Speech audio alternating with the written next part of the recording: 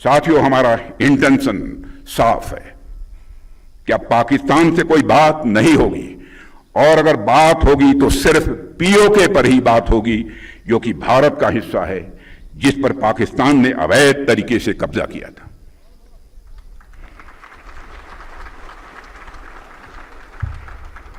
साथियों, पाकिस्तान ने इस समय आतंकवाद को अपनी सरकारी नीति का एक हिस्सा बना लिया है, और वहां पर मिलिट्री और मिलिटेंट्स के बीच का फर्क पूरी तरह से समाप्त हो चुका है। वहां की सेना आतंकवादी संगठनों को संरक्षण ही नहीं देती है, उनके साथ मिलकर काम भी करती है। इसलिए हमने ऑपरेशन सिंदूर के समय ही यह साफ कर दिया है कि भारत अब आतंकियों और उनका पोषण करने वाली सरकारों को अलग अलग करके नहीं देखेगा। साथियों, कारगिल युद्ध को बीते हुए लगभग 27 साल गुजर गए हैं, और इन वर्षों में आज भारत और पाकिस्तान के रास्ते साफ साफ अलग दिख रहे हैं। आज भारत इनोवेशन के रास्ते खोज रहा है, तो पाकिस्तान इन्फिल्ट्रेशन के नए रास्ते खोज रहा है। भारत शिप डिजाइन कर रहा है, तो पाकिस्तान टेरर डिजाइन में लगा हुआ है। भारत स्टार्टअप इकोसिस्टम खड़ा कर रहा है, तो पाकिस्तान टेरर इकोसिस्टम खड़ा कर रहा है।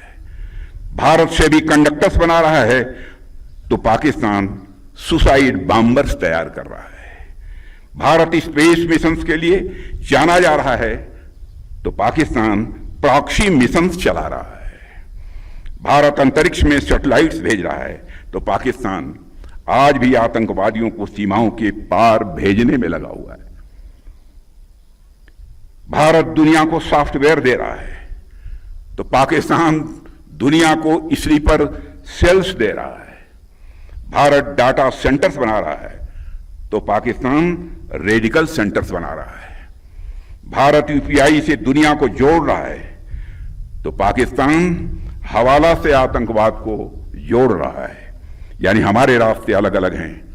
ऐसे में अगर पाकिस्तान अपने घटिया मंसूबे लेकर हमारी समृद्धि, हमारी प्रॉस्पेरिटी के रास्ते में रोड़ा लेकर आता है, तो उसे करारा जवाब देने के लिए हमारी बहादुर सेनाएं बराबर तैयार बैठी हैं। साथियों,